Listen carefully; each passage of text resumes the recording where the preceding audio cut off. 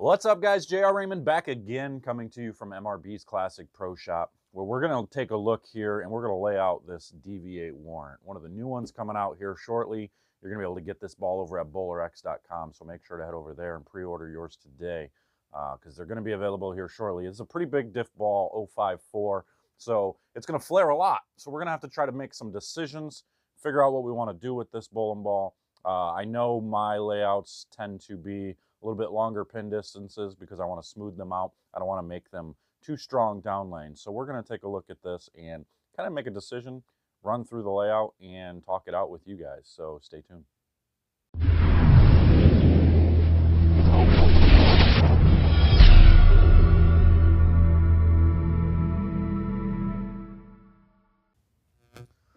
All right, everybody, welcome back. So I've got this DV8 Warrant here, and I'm going to be honest with you, I don't have a whole lot of experience with DV8 balls.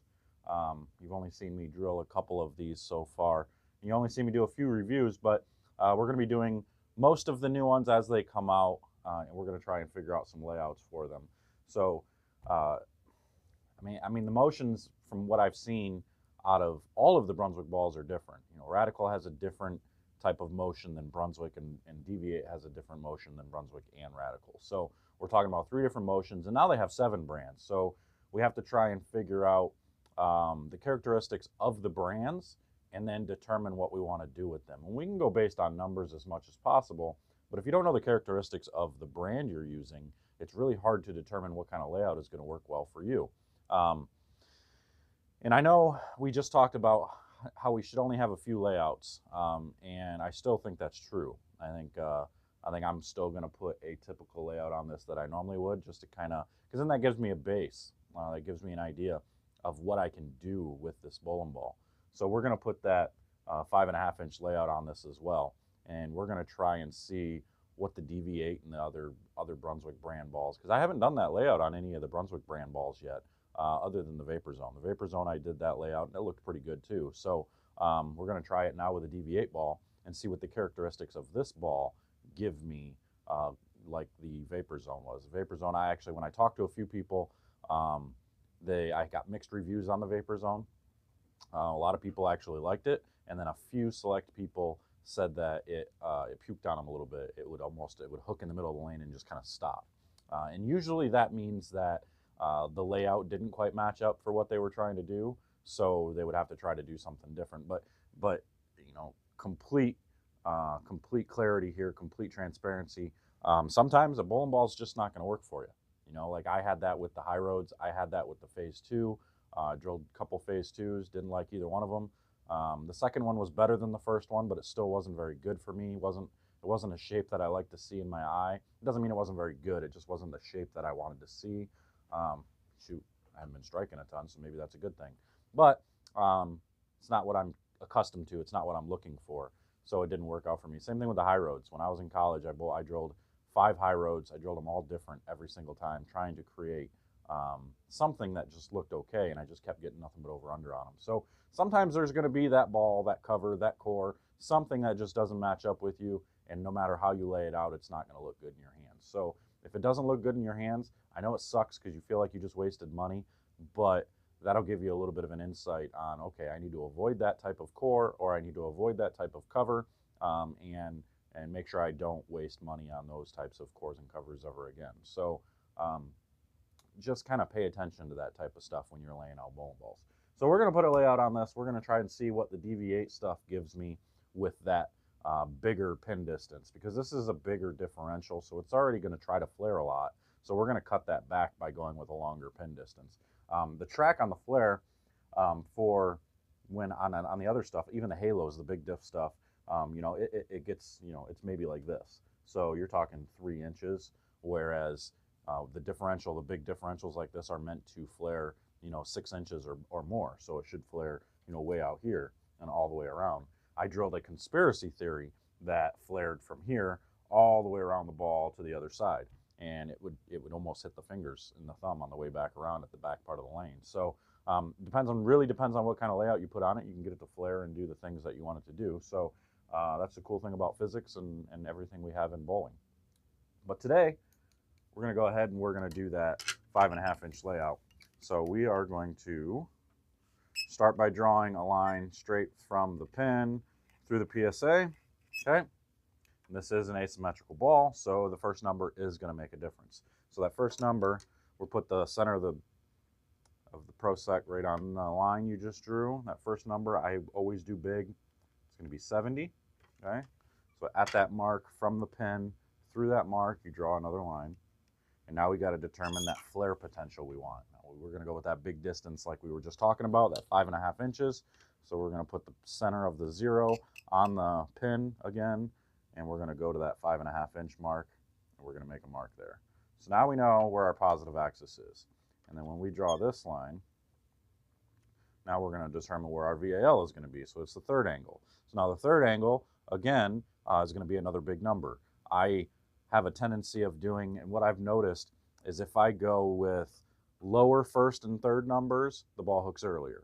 If I go with a big first number, I think the third number is the most important out of all these. For me, it's been.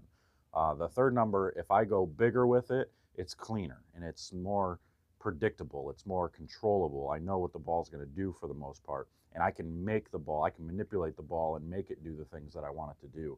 But as soon as I start lowering that third number, it tries to read the friction a little bit too much, and then I really have to try and be super soft with my hand. So unless I'm going to be going bowl on something, you know, that's absolutely flooded, like the Bradley in a couple of weeks in Kentucky. Hey, if you guys are, I'm going to plug them a little bit real quick. If you guys are in the Kentucky area, in Louisville, there is a tournament. It pays $12,000 to win, and they make the lanes tough, like real tough, super tight.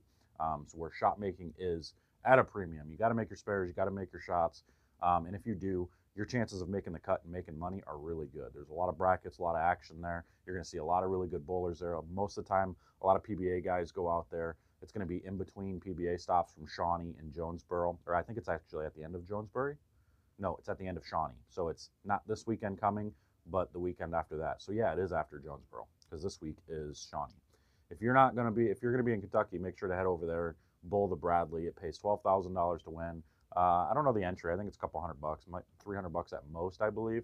I'm not sure, but he's got some sponsors added in, ball sponsors and all that. I think Moda's a ball sponsor there. So make sure to head over there. Check out the Facebook page. You can see all that and check out that tournament. I'm going to do some vlogs. I'm going to do some videos while I'm there, so you'll be able to see those as well. But just kind of had to plug that tournament just a little bit. Jason runs an awesome tournament down there. Always does a good job. Always pays out a lot of money. So it's really cool to go and support those types of events. Back to the ball.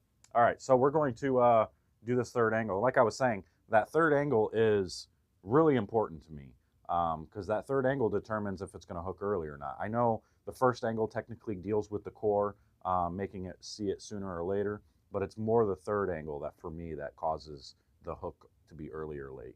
So I always like to use, I never want to go below 60 anymore because I did some bowling balls that were at like 45 and lower, like that volatility. That one was at 45 by 5.5 by 45, and it hooked a million, and it hooked early, and it hooked a lot. So we're not going to do that anymore. We're going to do something like, you know, never below 60. So right here, just like the halos, we're going to go at 60 degrees here. Okay, so we make that mark at 60. Draw that line again back through your positive axis point. And so now this line, you know, is your VAL. Okay, so from there, this is my positive axis. So I know I'm 4.5 over and 1 inch up. So I need to go 1 inch down on that to get that to be proper. Go down 1 inch, and then I draw the straight line across. From there, 4.5 inches. Make the mark at 4.5 inches. That puts the CG directly in my palm for the most part.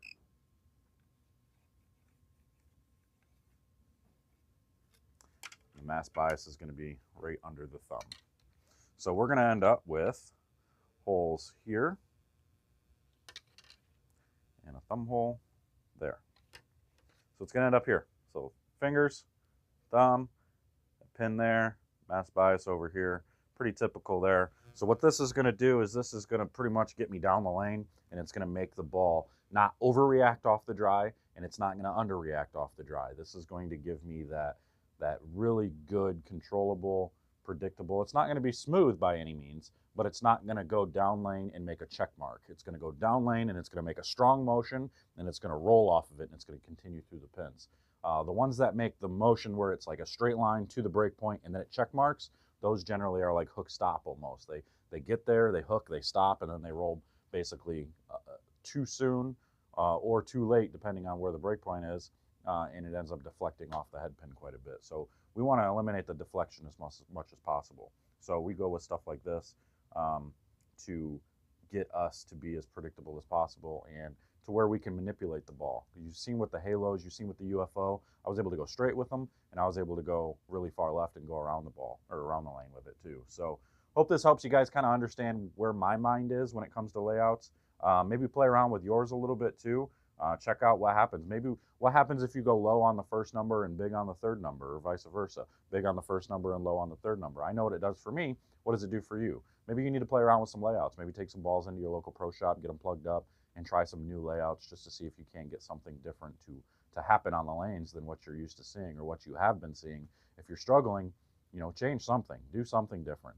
I always recommend getting lessons, but if you can't afford to get lessons, you know, go spend the 20, 25 bucks to go get a ball plugged in and change the layout or something. So do what you got to do. Just try something. Don't just sit around and continue to get in a slump and get yourself caught in a negative mindset and basically wanting to quit bowling. That's never good for anybody in the bowling industry. We want everybody to keep bowling, having fun bowling. So hopefully these videos help you a little bit and get a little bit more knowledge out there so you can make some better decisions and make some good layouts for yourself to where you can strike a little bit more. So that's all I got for you today. Hope this helps. If it does, you know, make sure to comment below, like the page, like the channel, and make sure to share as much as possible and subscribe, because you want to be able to see all these videos that are coming up. We're going to be doing the review on this ball. You'll probably see it in the next couple of days, along with a lot of the other ones. I got the Zing hybrid, I got the Intimidator, and some other ones, the Uppercut, some other ones that are going to be coming out here pretty soon. So make sure to pay attention, subscribe, and hit that bell. But until next time, guys, we'll see you later. Take care.